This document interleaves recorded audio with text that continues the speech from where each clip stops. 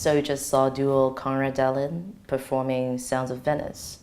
I found out about this clip when I was living in Venice for a couple of months in the summer last year.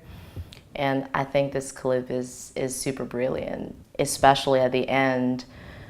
You find out these two guys chain smoking with sunglasses were actually performing for kids, and the kids were loving it. And this, I totally agree with this kind of things that you can be really serious about your work, but we don't have to be too serious about ourselves. And I love that about, I personally think what they're doing is quite experimental.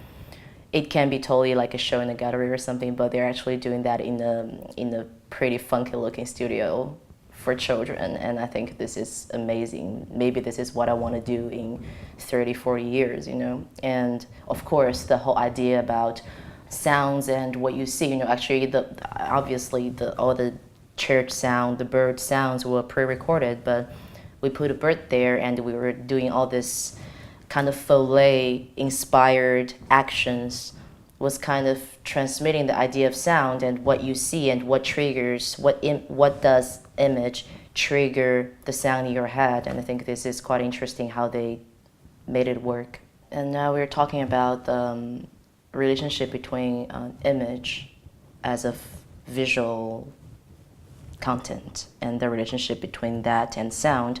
And I want to introduce a very important element and influence how I interpreted sound in my work, which is contemporary dance.